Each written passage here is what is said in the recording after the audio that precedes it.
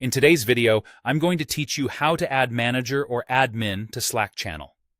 By the end, you'll know exactly where to click and what each option means, so you can confidently give the right people the ability to help manage your channel. First, open Slack on your desktop and head straight to the channel you want to manage. This process is designed for the desktop app or web version, because all the controls you'll need are right at the top of the screen and easy to access there. Make sure you're in the correct channel before moving on, especially if you work across multiple teams or projects. At the top of the channel, click the channel name. This opens a detailed panel with information about the channel. It's your hub for settings, member details, and management options. In that panel, go to the About tab.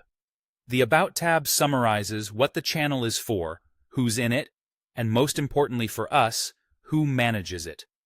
This is where Slack surfaces the controls you need to delegate management responsibilities.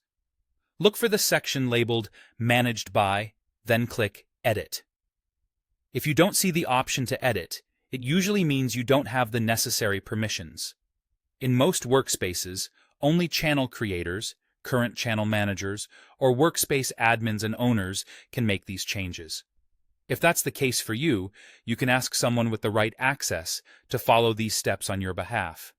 Next, click Add Channel Managers.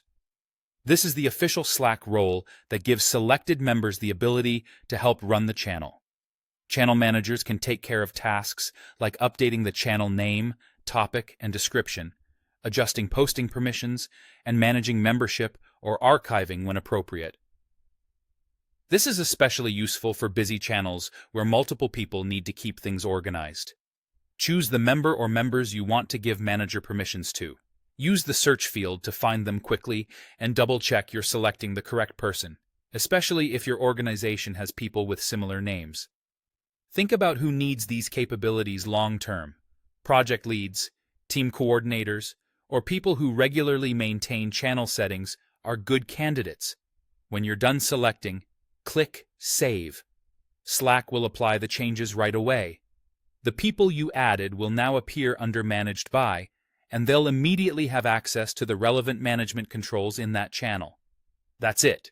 You've successfully added channel managers, which helps your team stay organized and responsive without bottlenecking changes through a single person. If at any point you need to remove or adjust roles, you can return to the same Managed By section and update it the same way.